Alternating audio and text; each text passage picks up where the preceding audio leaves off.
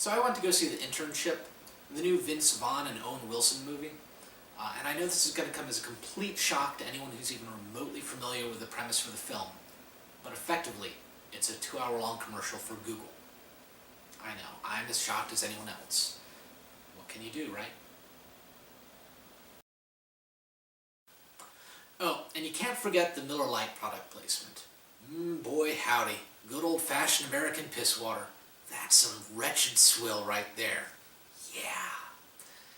Anywho, as far as the movie goes, there's nothing there. If you've seen any sort of underdog, come from behind sort of story ever, you've seen The Internship. Couple guys down on their luck, look like they get a big break, but once they get there, they're not really part of the cool crowd. They're ostracized from everyone, so they join the outsiders.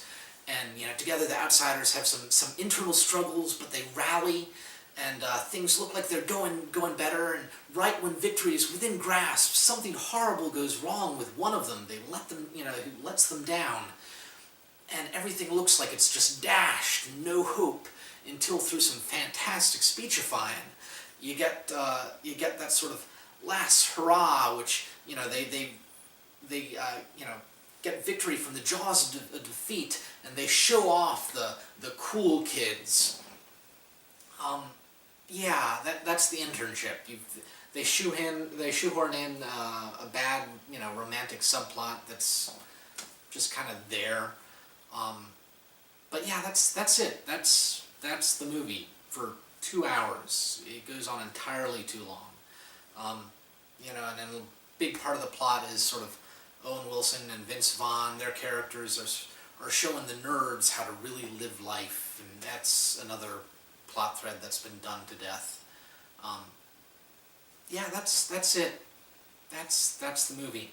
That and 2 hours of, oh hey, cool, look how awesome Google is. We have cars that drive themselves, and our free food and free food and free snacks and free drinks, and we have dance classes and all these cool things, and aren't we awesome, and beach volleyball and a slide in the front office, and it's kind of 2 hours of how awesome Google is, and how out of touch these nerds and geeks are, and what weird stereotypes can we throw in about the overbearing Asian mother. There's that one in there. But on the other hand, I didn't hate it. I actually found it surprisingly entertaining. And to be fair, part of that was probably because I had rock bottom expectations from the get-go. Those trailers really put me off with some of the stupid jokes in it. With the Charles Xavier guy punching him in the face and the groin, and the team leader talking about pound me guys, put them in there, let's all stir it up, and the stupid jokes. Thankfully, those were remarkably few. The big ones, the big really stupid jokes were in the trailers, and so I didn't have to suffer through 2 hours of that wretchedness. Of course, I went through 2 hours of kind of mediocreness, but I'll take that over horrible jokes, horrible unpleasant jokes any day. I really will, especially when they're delivered by such likable sort of actors. I don't know about you, but Owen Wilson and Vince Vaughn, I find them very watchable. Even in bad movies, I tend to enjoy their performances. They just play, I don't know, they play Owen Wilson and Vince Vaughn really well. I mean, that's kind of all there is to it. They have their character, and that character is really likable. I don't want to say entertaining, because take it or leave it, but it's just that friendly, likable kind of guy. And I find that fun to watch, especially when it's two of them playing against each other, and they throw in a bunch of 80s references, which I always kind of find fun. Although it's not a bunch of 80s, it's a bunch of Flashdance references, which, okay, fine, they get a little bit old after a while. But yeah, no, it's light popcorn entertainment. but just light popcorn entertainment that overstays its welcome by about a half hour and has a completely out of nowhere, crazy, absurd party scene with, not just like at a not quite strip bar. It's a strip bar, except they never strip. It's just lingerie bar, maybe, I guess. I don't know. And then there's it just a little juvenile, little juvenile. Not the worst movie I've ever seen.